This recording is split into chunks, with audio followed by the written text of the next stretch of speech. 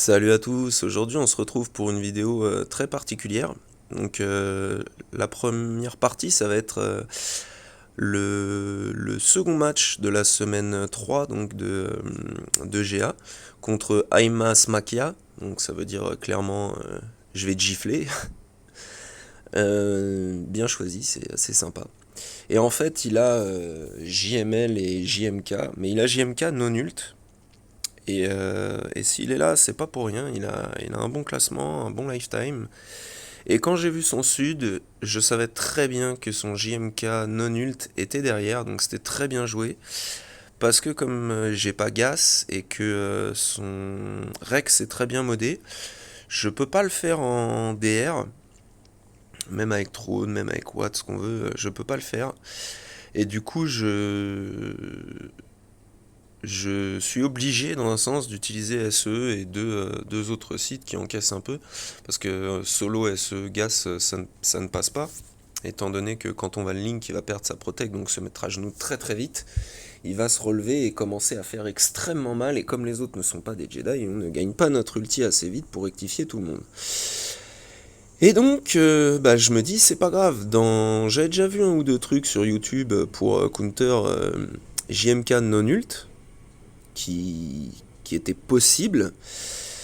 Et du coup, d'ailleurs, c'était sur la chaîne de Bulldog, je crois. Et du coup, je me dis, bah, c'est pas grave. J'utilise ceux-là, et puis après, on va essayer d'y aller en soft counter, quoi. Trialid, Vador, Piet pour booster Vador, Gideon pour la démoralisation, et en cinquième, je mettrai Throne pour essayer de fracture JMK et l'empêcher de jouer ou quoi. Donc là, bah, c'est juste le combat SE contre Gas quand on en met deux avec. Surtout des un peu costauds comme Savage et Sidious, quand il a du pouvoir, il résiste pas mal. Il n'y a pas trop de possibilités de perdre la partie.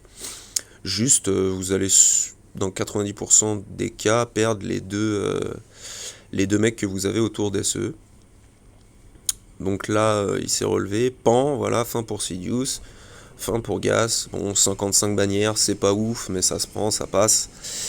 Et en dessous, il avait été très malin parce qu'en plus de ça, il avait vraiment bien dû me scout parce que en plus de ça, il avait mis mon Motma, mais dedans, il avait mis le Han de la Neige. Et pour ceux qui l'ont regardé, il y a pas très longtemps sur une mon Motma exactement comme celle-ci, je suis pas passé avec les Jawa étant donné que mes Jawa avaient pas assez de DPS pour tuer Han de la Neige. Ce qui fait qu'il n'arrêtait pas de raise Motma, qui raise les autres, etc. Et puis, vos Jawa commencent à prendre trop cher au bout d'un moment, mais surtout ne peuvent pas finir la partie. Et là, du coup, je m'étais dit, bah, pas grave, je vais mettre mes 4 Jawa reliques, et je vais mettre mon armurière. Comme ça, je vais buff mes Jawa, et ils auront assez de DPS en plus du brise-armure pour aller rectifier le Han de la Neige. J'étais plutôt content d'avoir pensé à faire ça. Je trouvais que c'était très fun et que bah c'était drôle d'arriver à gagner contre un mec qui avait été très malin, parce qu'il faut dire, il a été très très malin. Et puis donc là, ça se passe à peu près comme prévu. Donc ils se mettent de plus en plus de détos. Le Han de la Neige, il commence à prendre cher parce que le brise-armure lui fait du mal. En plus, on peut buff Nebit, il récupère de la protec.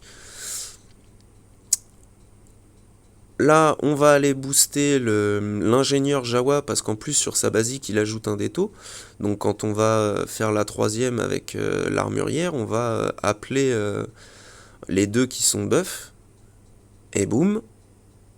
Et ça c'est pas mal, ça fait 52 bannières, c'est pas propre non plus, mais c'est passé sans que j'utilise ma Traya.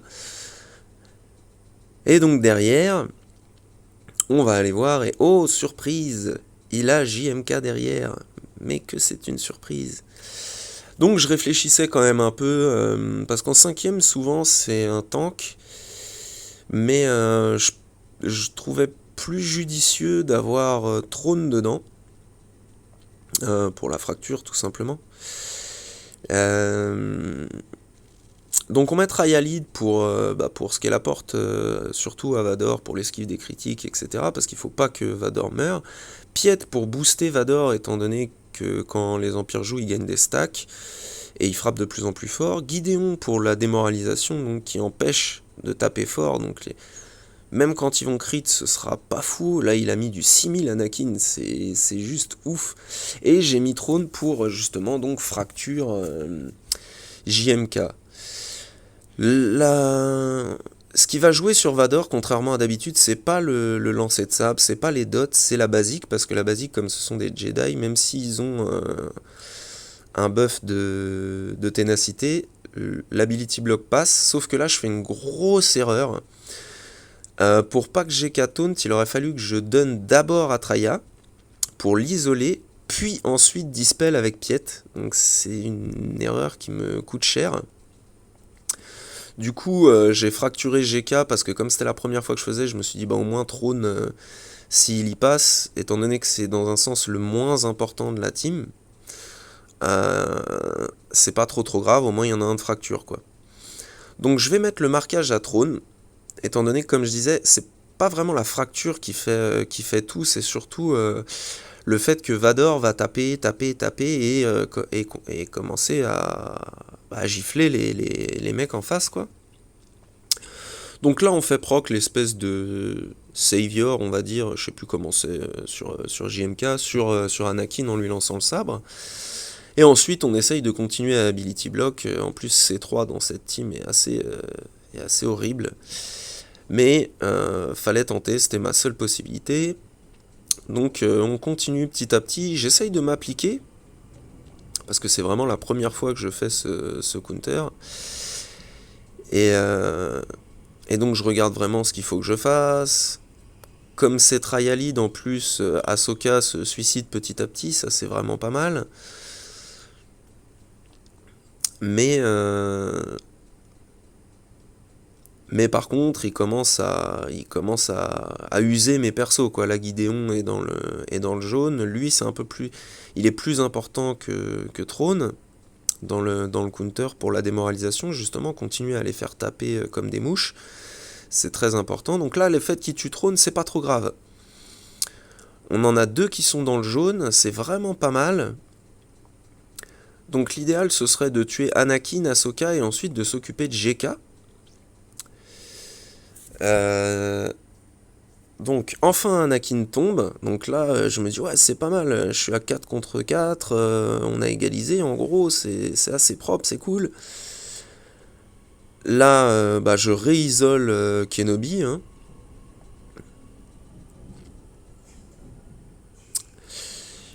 Là je fais une erreur, je pense que j'aurais pas dû choisir ça, mais c'est pas très grave, la Gideon y passe.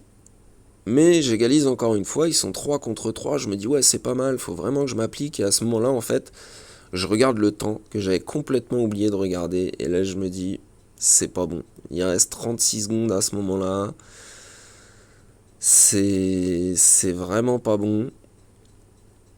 J'aurais pu lancer le sabre à GK, mais après j'étais un peu pris par le temps, j'ai essayé de au maximum basique sur Kenobi. Je fais l'erreur de basique avec Piet, ça lui fait régène de la protect, donc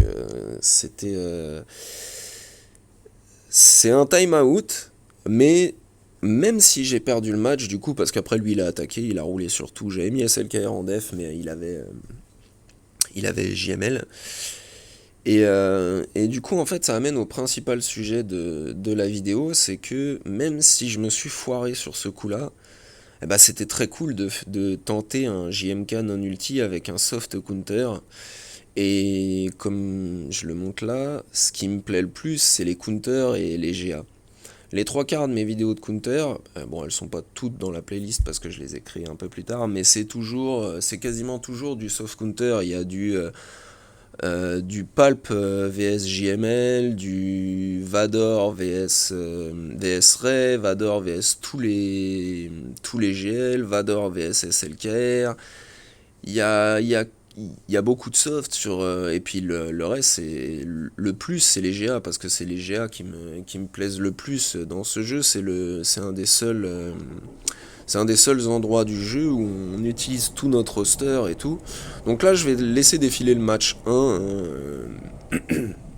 pour parler donc du principal sujet de la vidéo, c'est le Roadhead qui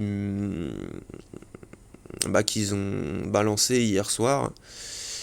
et qui fait que soit je vais passer vraiment casu sur le jeu, soit je vais arrêter définitivement. Parce que, comme je le disais juste avant, ce qui me plaît énormément, ce sont les soft counters. Je trouve ça très drôle d'arriver à battre X ou Y GL avec une team à l'ancienne. Par exemple, en ce moment, j'étais sur comment dire? Sur le counter où on utilise les troopers et Tarkin pour buter Ray GL. C'est très drôle. Bon, pour l'instant, je n'y arrive pas encore. C'est très très dur à bien modder, donc je n'y suis pas. Mais c'était dans mon optique de faire ce truc-là parce que c'est très sympa. C'est le fait d'arriver à buter un GL avec un Tarkin. Enfin, c'est vraiment cool, quoi. J'étais en train de up mon Dark Trooper, histoire de pouvoir faire les counters aussi avec mes bons IT, et puis bah, là, rajouter du coup le Dark Trooper qui permet de vraiment gifler plusieurs GL, donc très intéressant. Donc j'étais dessus. Je faisais ma bad batch au passage pour les éclats de cam pour la team, donc pour les Dark Side of Cookie. Mais je vois pas en fait du coup pourquoi continuer le jeu quand ça va devenir celui qui a le plus de GL à gagner en GA. Donc je vois pas l'avantage. Alors les développeurs disaient que c'est pour que le jeu dure plus longtemps, perdure dans le temps. Moi honnêtement je pense pas être le seul à penser ça, et je pense que ça ne m'intéresse plus. Parce que parce que le principe de bien modder des personnages, bien modder des soft counters et d'arriver à battre un mec qui a plus de GL que vous, etc., bah c'est super fun. Ou alors d'arriver à... Le mec a autant de GL que vous, mais peut-être vous mettez tous les deux vos, on va dire, 2 GL chacun en défense, et vous arrivez à passer en soft, pas l'autre, et bah c'est une petite fierté, c'est mieux, c'est plus sympa, c'est drôle.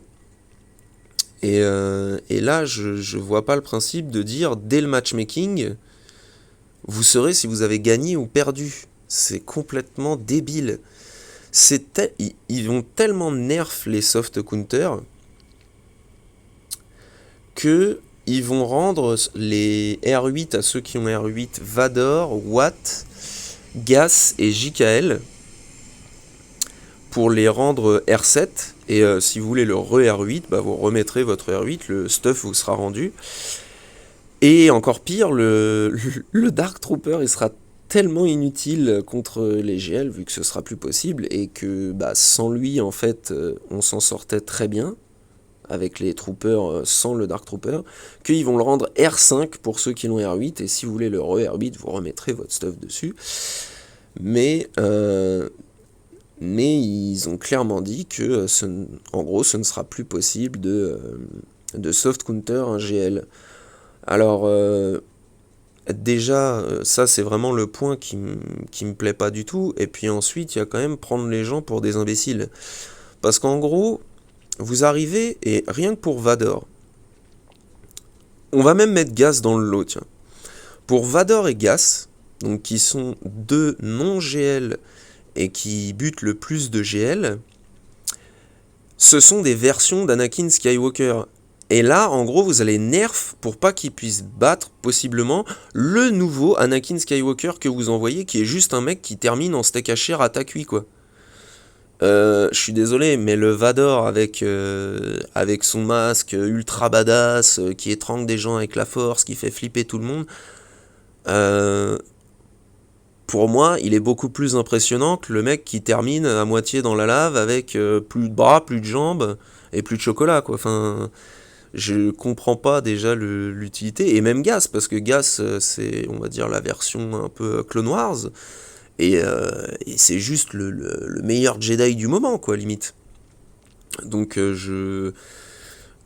rien que point de vue respect de Star Wars, je trouve ça limite inadmissible, quoi. Enfin, je comprends pas. Et puis après, ils ont essayé de... Bon, déjà, ils ont annoncé le R9. Bon, ça, on aime pas, on s'en fout un peu.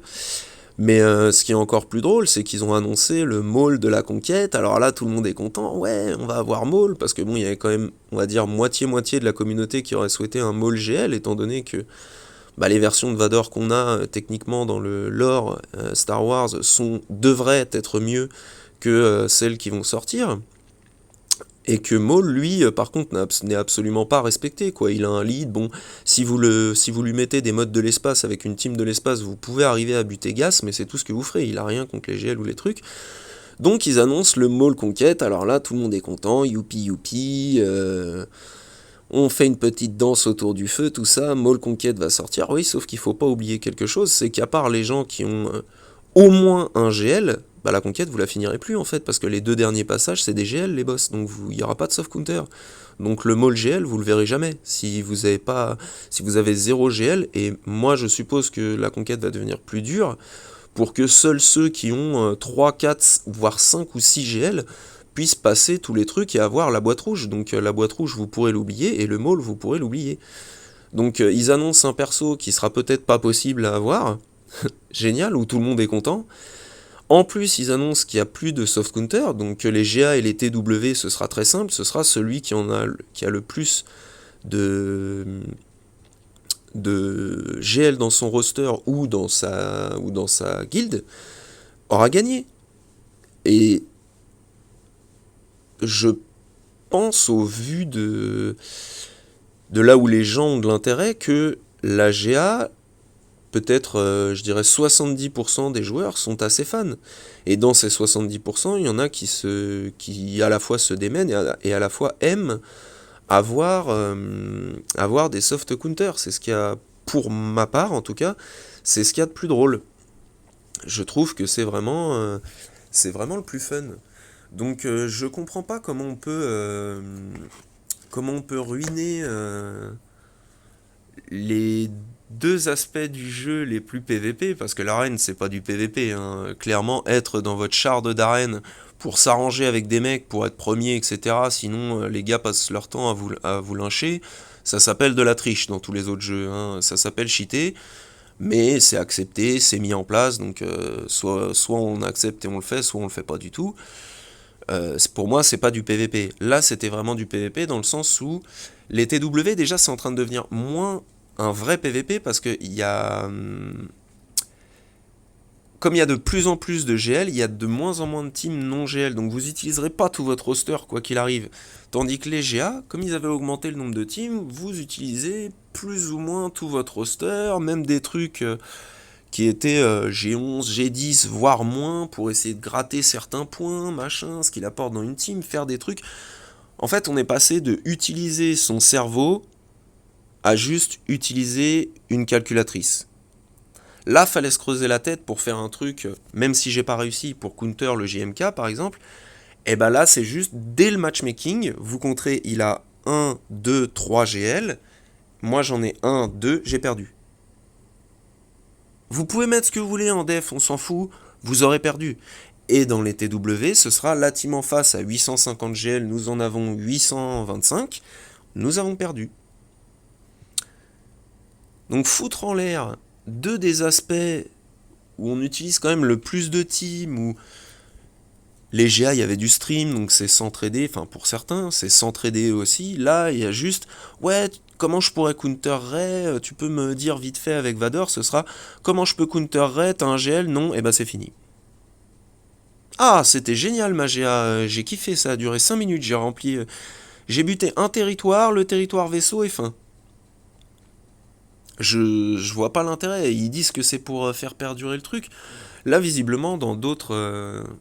parce que j'ai d'autres amis dans d'autres guildes, c'est en train de faire un tollé. Il y a des gens qui annoncent de partout qui vont arrêter. Et honnêtement, si j'arrête pas, c'est vraiment pour passer casu, quoi. Pour m'inscrire en GA. Et puis, si le mec a plus de GL que moi, je sais que j'aurais perdu, donc je jouerai peut-être, ou peut-être même pas d'ailleurs. Et si le mec a moins de GL que moi, bah je n'utiliserai pas de GL en défense, seulement en attaque s'il met son GL pour essayer de voir ce que ça peut donner. Même si je perds à chaque fois, ça devient juste inintéressant. Mon but, c'est d'utiliser des persos sympas, quoi. On avait l'armurière qui est sortie, on avait le Dark Trooper qui est sorti, ça nous permettait d'avoir des counters possibles, du coup, c'est plus casse-tête quand on fait ses défenses, etc. Moi, voilà, je sais pas trop quoi dire de plus, à part que je vais probablement soit arrêter, soit passer vraiment casu, donc quitter une team que j'adore, parce que les Dark Side of Cookie, c'est une team que j'adore. Il y a plein de gens que j'ai rencontrés qui sont super cool. J'ai même vu un ancien Cookie récemment IRL. Comment dire, le leader, je le connais depuis longtemps. C'est lui qui m'avait fait venir, même quand j'avais des PG un peu légers, on va dire. J'ai toujours été dans les derniers PG de la team. Mais le fait qu'on m'ait fait confiance, j'ai même été officier dans cette team. Le fait qu'on me fasse confiance pour expliquer certains counters comme Vador vs Rey ou des trucs ou d'autres counters, j'ai trouvé ça super gratifiant, super sympa. Il y a 41 personnes qui se sont abonnées à ma chaîne et je les remercie parce que c'était très cool. C'était juste comme ça à la base, s'amuser puis montrer aux gens de la team ou aux gens que ça intéresse mes GA, etc. Moi, pour le reste, je remercie ces 41 personnes qui sont abonnées.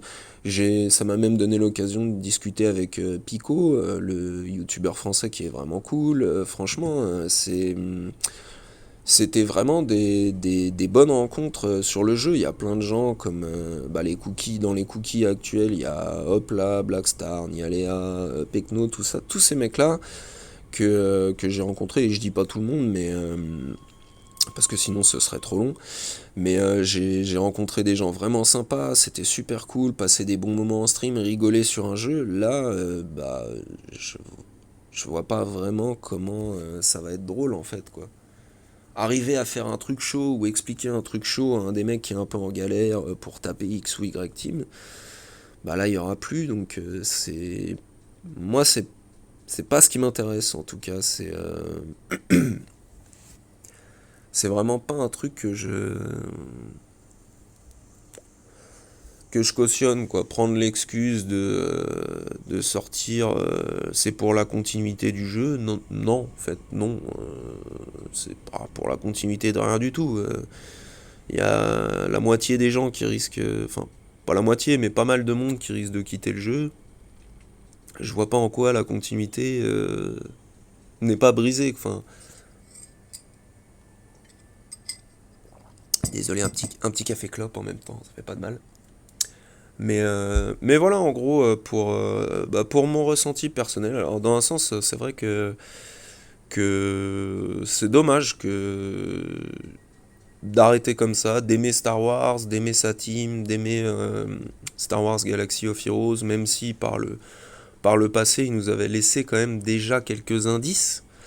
Parce que quand Malak était sorti et qu'on pouvait rouler sur les DR Malak avec Palpatine lead et qu'au bout d'un moment, bah, il rajoute une petite phrase à Malak qui dit que les Sith ne peuvent plus gagner de TM, bah, c'est un peu ce qu'ils font là, comme ça. DR était quasiment invincible à l'époque, et bah là, les GL seront invincibles à part avec des GL entre eux, quoi. Et c'est pas ce qu'il y a de drôle, alors c'est très bien pour tous ceux qui sont juste là pour gagner des cristaux en arène et qui vont coller leur GL qui sera plus dur à battre que les autres pour pas descendre. Tant mieux pour ces gens-là.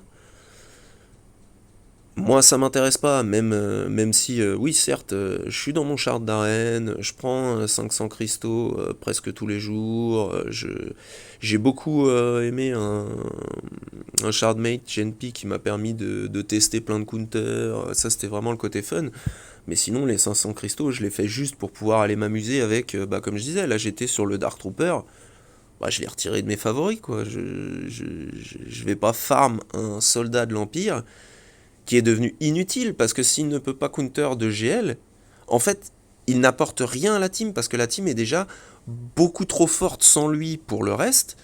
Donc avec lui, ça n'apporte rien, ça ne sert à rien de farmer ce personnage.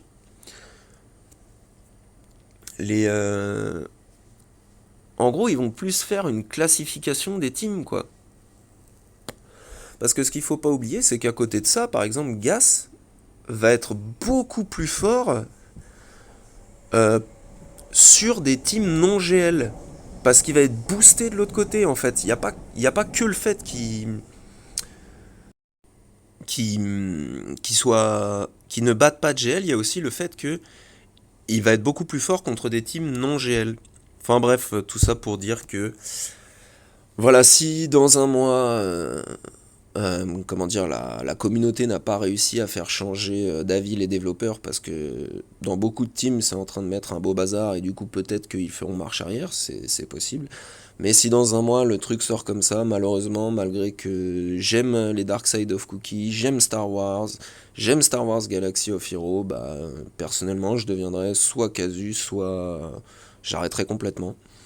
Donc voilà, c'est un peu triste. Je remercie tout le monde qui a regardé ne serait-ce qu'une vidéo sur ma chaîne, qui a bien rigolé avec moi en stream, qui m'a même fait faire des tests en arène, etc. Je remercie vraiment tout le monde qui a participé.